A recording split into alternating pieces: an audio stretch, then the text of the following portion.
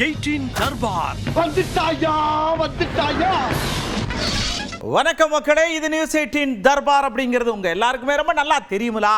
நம்ம நிகழ்ச்சியில் வழக்கம் போல விஷயங்கள்லாம் ஏகப்பட்டது காத்திருக்குன்னு உங்களுக்கு தெரியும். அதனால நேரத்தை கொஞ்சம் கூட வீண் பண்ணாம வடி போவ நிகழ்ச்சிக்குள்ள. இப்போ நம்ம செம சினிமாக்குள்ள போற மக்களை அங்க பாத்தீங்கன்னா அமித்ஷா இந்த அரக்கோணத்தில் ஒரு ஃபங்க்ஷனுக்காக வந்தாரு. அவர் போட்டா இருக்க வேண்டிய இடத்துல உத்து பார்த்தா போட்டாவா காணும்.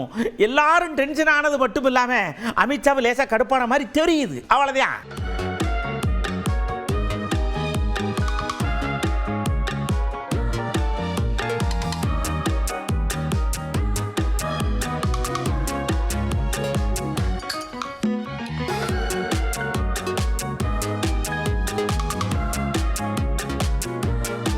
மும்மொழி கொள்கை வேணும், கையெழுத்து போடுங்க, 1 கோடி கையெழுத்து வாங்க போறோம் அப்படின்னு அங்கங்க எல்லாரையும் கையெழுத்து போட வச்சு படிக்க போற புள்ளக்காரையிலும் கூப்பிட்டு வச்சு கையெழுத்து போட்டு போங்கப்பா அப்படின்னு சொல்ல கடைசியில் ஏகத்துக்கும் பிரச்சனை ஆகி புள்ளக்காடுகளை இப்படி மிரட்டி வாங்கக்கூடாதுன்னு சத்தம் போடுற அளவுக்கு ஆகி போச்சு.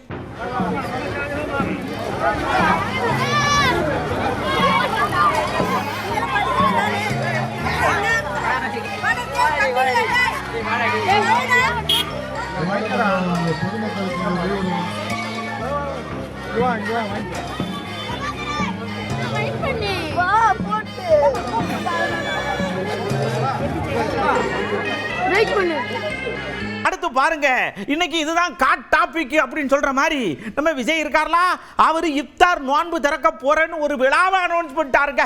இது இப்தார் நோன்பு விழாவா இல்லைன்னா தாவேகா கட்சி விழாவான்னு தெரியாம குய்யோ முறையன் கூப்பார் ஓட்டு நோன்பை திறந்து ஒரு வழியா ஆனதுதான் மிச்சம். பாருங்க.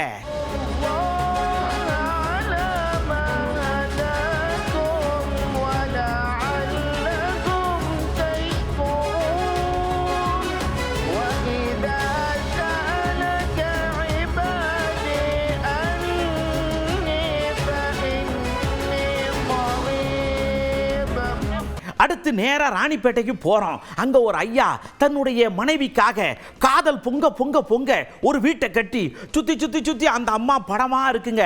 எங்க திரும்பினாலும் அந்த அம்மாவுடைய நினைவுகள் அவர் மேல மோதிக்கிட்டே இருக்கிற மாதிரி அந்த வீட்டை வடிவமைச்சிருக்கிறார். சமீபத்தில் அந்த அம்மா இறந்து போனாங்களாம்.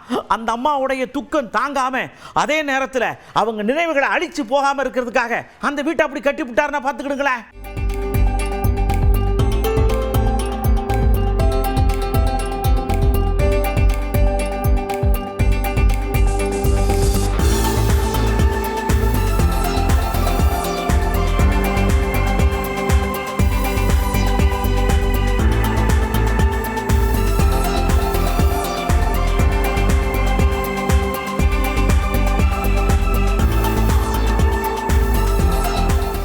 கடமையே கண்ணியம்னு கண்ணும் கருத்துமா வேலை பார்க்குறவங்க இந்த நாட்டில் எத்தனை பேர் இருக்காங்க? ஜம்மு காஷ்மீரில் ஒரு அம்மா 55 வயசு ஆகுது, போஸ்டல் டிபார்ட்மெண்ட்டில் இருக்காவ.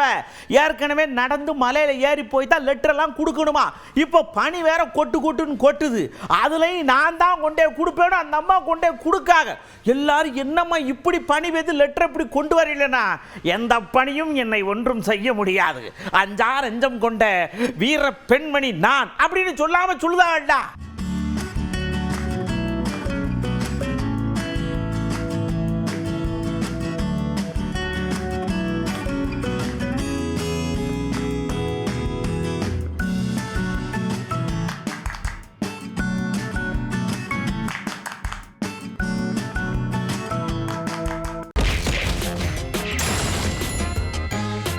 நாம கவுண்டருக்குள்ள போறோம்.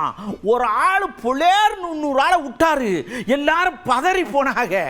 ஏயா இப்படி போட்டு அடிக்கிறேன்னு சொல்லி போய் கேட்டா, ஏயா நான் இங்க உட்கார்ந்துருக்கேன், அந்த பக்கம் மாப்பா உட்கார்ந்துருக்காரு, விறுவிறுன்னு வந்து துண்டை எடுத்து அவருக்கு போட்டுட்டு அடுத்த துண்டை எடுத்து எனக்கு போட்டா எனக்கு என்ன மறுவாத? நான் சீனியரா அவரு சீனியரா? எனக்கு போட்டுட்டு தானே அங்க போடணும். விட்டு வெளுத்து விட்டாருங்க.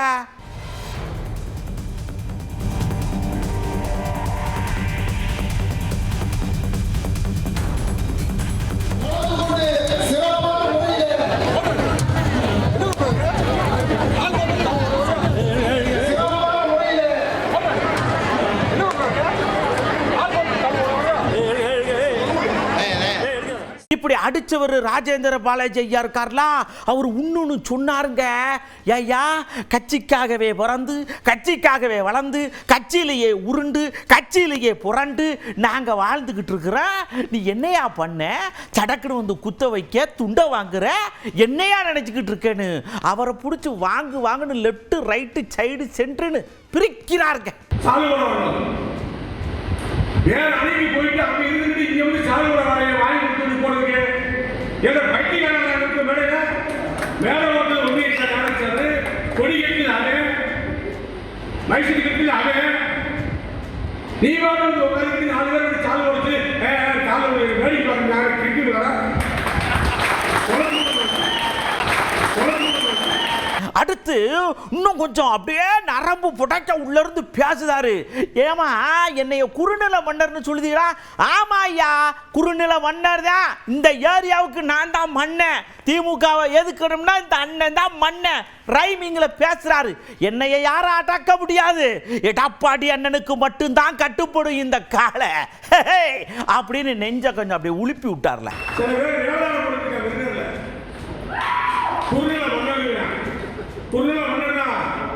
அண்ணா திமுகவை இருக்கிற திமுகவுக்கு நான் குறுநில மன்னர்.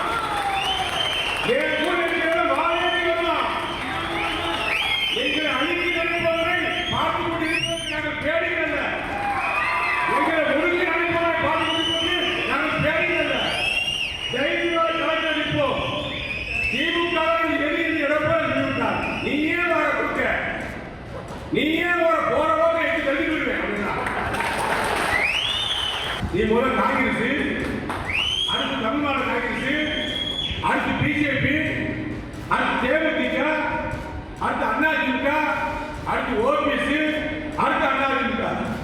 வெக்கவாய்க்கு நீ வந்து ஏமாற போறீங்க. யாருடைய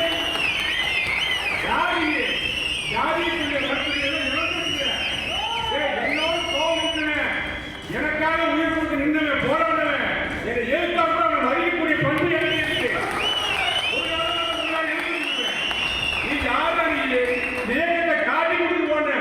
இன்னொரு அமைச்சர் விறுவிறுன்னு வந்தாரு. ஐயா, உங்ககிட்ட மத்திய அரசு சொல்லுச்சா நாங்க இந்த மாதிரி பிரிக்க போறோம், இப்படி ஆக போகுதுன்னு எல்லா கட்சியும் கூப்பிட்டு வச்சு டீ காப்பி எல்லாம் கொடுத்து பேசிக்கிட்டு இருக்கியா? உங்க சௌரியத்துக்கு பேசுவியா? நாங்க பார்த்துக்கிட்டு சும்மா இருப்போமா? கேள்வி கேட்போம், கனவு கண்டுகிட்டு நீங்க வாட்டுக்கு எல்லா வேலையும் பாப்பீடான்னு சொன்னவர் எல் முருகன் அண்ணாச்சி.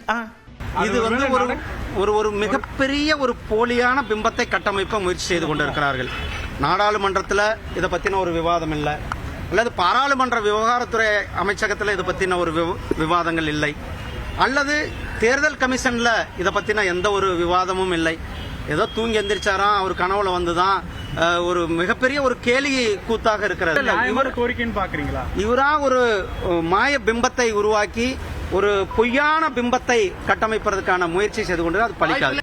அடுத்து நம்ம தமாகல இருந்து வந்த நம்ம அண்ணாச்சி ஒரு விஷயத்தை சொன்னார் பாருங்க.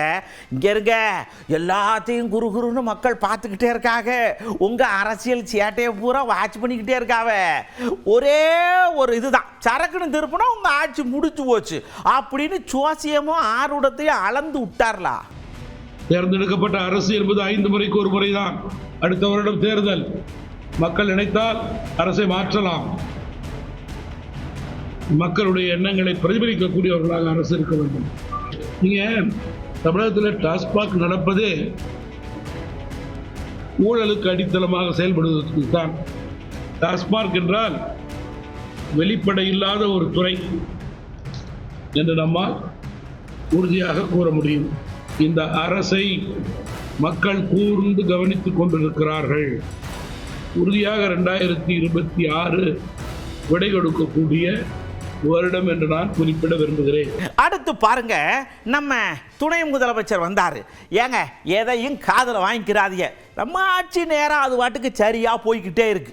இவங்களுக்கு வயிற்றுச்சல், ஐயோ கரெக்டாக போய்கிட்டு இருக்கே, என்ன செய்யலான்னு நாளொரு மேனி பொழுதொரு வண்ணம் சிந்திச்சு ஏதாவது போட்டுக்கிட்டே இருக்காங்க. ரெய்டெல்லாம் விடுறது எதுக்கு தான், கவலைப்படாதீங்க, அடுத்து நம்ம வந்துருவோம்ல அப்படின்னு தெம்பு ஊட்டியிருக்கார்.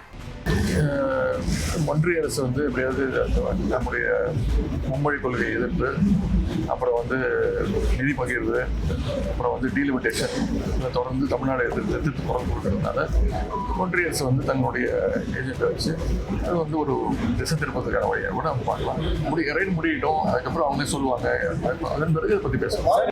அப்புறம் நம்ம பள்ளி கல்வித்துறை அமைச்சர் கார்ல அன்பில் மகேஷ் அண்ணாச்சி அவர் வந்தாரு. ஏங்க இந்தியாவில் இல்லைங்க, நம்ம அமெரிக்காவிலே சொல்லுதாக தமிழ்நாட்டு மாடல் தான் தங்கமான மாடல்னு. யாருக்கு புரியுது? இங்க இருக்கிற ஊரை கண்ணை கட்டிக்கிட்டு அலைகிறாங்க. சொன்னா உங்களுக்கு கோபம் வருது. எப்போ பார்த்தாலும் புரடி வச்சுக்கிட்டே இருக்கீங்க அப்படின்னு அப்படியே பேசிட்டு போயிட்டார்.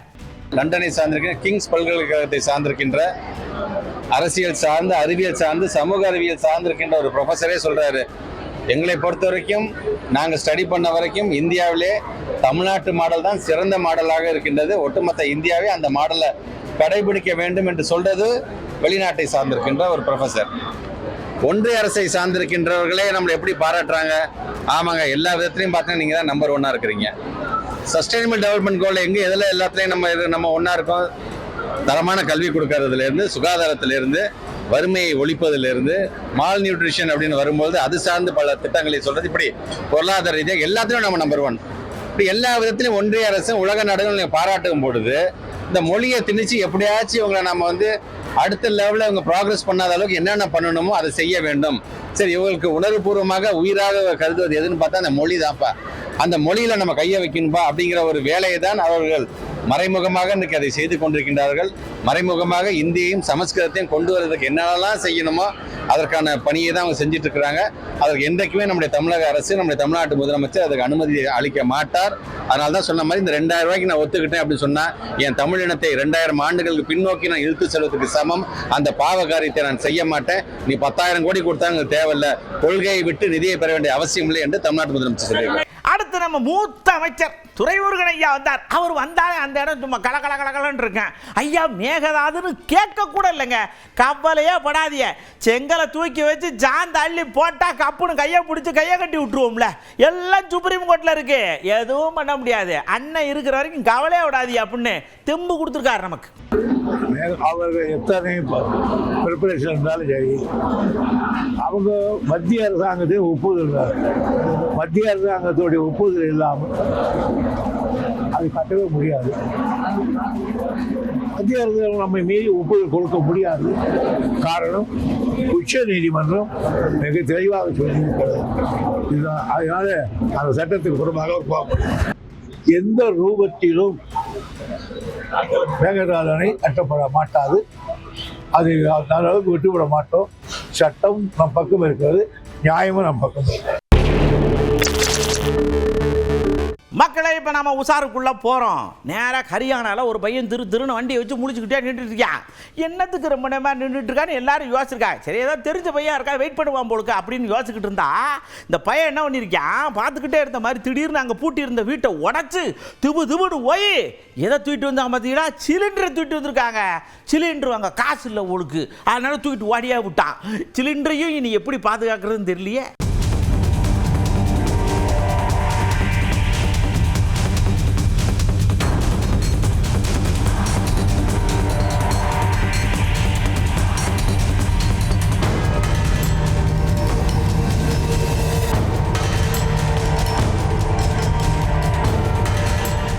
பாருங்க, ஒரு 4 லேடிஸ் ஒன்று சேர்ந்து கடைக்கு போயிருக்காங்க ஊப்பியில். அங்கே என்ன பண்ணிருக்காங்க, நகையெல்லாம் போட்டு எடுத்து பிரட்டி பார்த்துருக்காங்க. இது நல்லா இல்லை, இது நல்லா இல்லை, ஏங்க ஒன்றும் பிடிக்கலைங்க, சரி வாங்க நாம அடுத்த கடைக்கு போவோம்னு சொல்லிட்டு அப்படியே சைலண்டாக கிளம்பி போயிட்டாங்க. சரி போட்டோம், அடுத்த கஸ்டமரை பார்ப்போம்னு கடையில் இருக்கலாம் எடுத்து வச்சிருக்காங்க. பார்த்தா ஒரு செட்டு வெள்ளியை காணும். இந்த வெள்ளி பொருள் எல்லாம் இருந்திருக்கு போட்டிருக்கு, அதை தள்ளிட்டு போயிருக்காங்க. தங்கத்து மேலே மோகம் குறைஞ்சு ஒழிச்சு.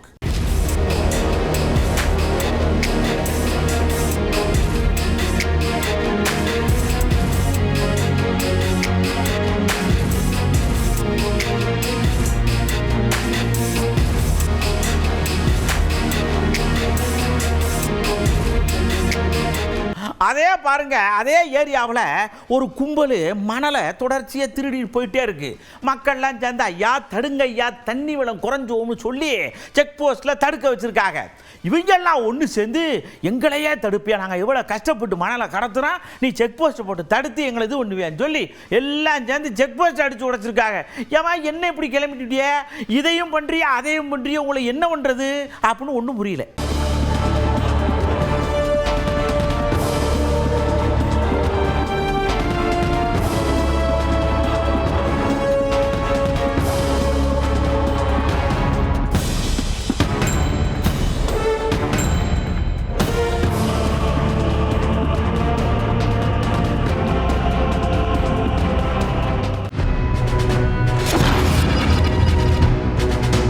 அடுத்து பாருங்க, நாளைக்கு மகளிர் தினம் கொண்டாட போகிறாங்க.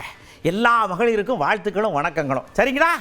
அவங்களுக்கு எல்லா வளங்களும் கிடைக்கட்டும்னு நாமளும் வேண்டிக்கிறோம். இருந்தாலும் அவங்ககிட்டே கேட்போம் அப்படின்ட்டு, எம்மா உங்களுக்கு உங்கள் வீட்டில் எல்லா உரிமைகளும் கிடைக்குதா, இல்லை மற்ற இடங்களில் கிடைக்குதா, மகளிர்ன்றதுனால சிறப்பான விஷயங்கள் உங்களுக்கு என்னெல்லாம் கிடைக்குதுன்னு கேட்டோம். மனமலான்னு பதில் சொல்கிறாங்கல்ல.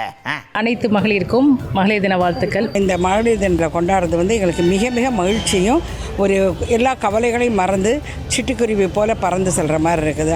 ஈவன் ஆட்டோ ஓட்டலேருந்து சித்தாள் வேலையிலேருந்து குடியரசுத் தலைவர் வரைக்கும் வந்து நாங்கள் பெண்கள் தான் வந்து முன்னுரிமை வச்சுட்ருக்குறோம். மகளிர் தான் சார் பவரே. இந்த பவர் வந்துட்டு all the power they have. So அவங்களால செய்ய முடியாத காரியங்கள் எதுவுமே இல்லைங்க. இன்னைக்கு கம்ப்யூட்டர் துறையாக இருந்தாலும் சரி, எந்த துறையாக இருந்தாலும் அந்த துறைகளில் பெண்கள் தங்களுடைய சமமான பங்களிப்பை செய்து கொண்டிருக்கிறார்கள். எங்கே போனாலும் வந்து பெண்களுக்கும் வந்து படிப்புக்கு தக்கன வேலையில் உண்டு. இன்னைக்கு நான் ஒரு இடத்துல ஒர்க் பண்ணுறேன். பெண்கள் கிட்ட இருக்கிற பயத்தை மட்டுமே போக்க வேண்டிய சூழ்நிலை மட்டும்தான் இருக்குதே ஒழிய பெண்கள் முன்னேறாம இல்லை. இப்போ ஆண்கள் எந்த ஒரு ஜாப்ல இருக்காங்களோ அதே ஜாப்ல வந்து பெண்கள் இருக்காங்க. மகளிர் சுய உதவி குழு அந்த மாதிரிலாம் வந்து நிறைய இப்போ பண்ணிட்டு இருக்காங்க. நல்லா படிக்கிறதுக்கான வாய்ப்பு இருக்கு. போய் படிக்க முடியலனாலும் வீட்டில இருந்தே படிக்கிறதுக்கான நிறைய வாய்ப்புகளை கொடுத்துருக்கீங்க. ஆனா பெண்கள் வளர வளர வெளியே வர வர அதற்கான ஒரு பாதுகாப்பு இல்லாத ஒரு சூழ்நிலையும் நிலவிட்டு இருக்கு. ஆனா ஒரு சில இடத்துல வந்து பெண்களுக்குன்னு பாத்தீங்கன்னா அந்த அடிமைத்தனம், சின்ன பிள்ளைகளை கல்யாணம் பண்ணி வைக்கிறது, இந்த மாதிரி இதெல்லாம் வந்து இன்னும் நடந்துகிட்டு தான் இருக்கா. வீட்டுக்குள்ளேயே அடைச்சி வச்சு 10ஆம் கிளாஸ் 8ஆம் கிளாஸ்லயே வந்து கல்யாணம் முடிச்சிருவாங்க. எல்லா இடத்துலயும் ஈக்குவல் இம்பார்ட்டன்ஸ் கொடுத்தாங்கன்னா, அவங்களுக்கான முக்கியத்துவத்தை கொடுத்தாங்கன்னா, மார்ச் 8 மட்டும் கிடையாது, ஒவ்வொரு நாளுமே மகளிர் தினமாக தான் நாங்கள் கொண்டாடுவோம். பெரியார் தான் சொல்வார், பெண்களுக்கு வாய்ப்புகள் வழங்கப்பட்டால் ஆண்களுக்கு சமமாக அல்ல, ஆண்களை விட ஒரு படி மேலேயும் சாதிக்க முடியும் என்று சொல்வார். அனைத்து கிராமங்களில் வந்து பிரசிடென்ட் எலெக்ஷன் வச்சுருக்காங்க. அதில் வந்து மகளிர் மட்டும்தான் நிற்கணுன்ற மாதிரி ஒன்று கொண்டு வந்திருக்காங்க. அதுலேயே நம்ம வந்து மகளிருக்கு வந்து முக்கியத்துவம் கொடுக்குறாங்க நம்ம தமிழ்நாடு கவர்மெண்ட். சொல்கிறதுக்கு என்ன கேட்டால் எதுவுமே இல்லை. ஒரு பச்சை பிள்ளை இன்னைக்கு முழுசாக நைட்டாக தனியாக இருந்து அது ஃப்ரெஷ்ஷாக வீட்டுக்கு வந்துச்சுன்னா உண்மையான மகளிர் தினம் அன்னைக்கு தான். ஓகே மக்களே, நாளைக்கு நம்ம மகளிர் தினம் கொண்டாடுறோம். ஸோ எல்லா மகளிருக்கும் இனிய மகளிர் தின நல்வாழ்த்துக்களை சொல்லிக்கிட்டு அடுத்த தர்பாரில் இன்னும் ஏகப்பட்ட விஷயங்களோட நான் உங்களை சந்திக்கிறேன். அதுக்கு முன்னாடி வழக்கம் போல் சொல்ல வேண்டிய ஒரே ஒரு விஷயந்தான், பரீட்சை எழுதுகிற பிள்ளைகள் கவனமாக படிங்க, கவனமாக படிங்க, கவனமாக படிங்க. ஏன் 3 வாட்டி சொல்கிறோம்னா, படிப்பு ரொம்ப முக்கியம். நம்மளை நோக்கி நிறைய விஷயங்கள் வரும், கவனத்தை சிதறடிக்கிற மாதிரி. அதெல்லாம் தூக்கி தூர போட்டு நல்லா படிக்கிறீங்க, சூப்பராக மார்க் எடுக்கிறீங்க, அட்டகாசமாக போகிறீங்க. அடுத்த தர்பாரில் சந்திக்கும் வரை உங்களிடமிருந்து அன்போடு விடைபெற்றுக் கொள்வது உங்கள் அன்பு நண்பன் எழில். வணக்கம் மக்களே. 18 தர்பார் வந்துட்டாயா.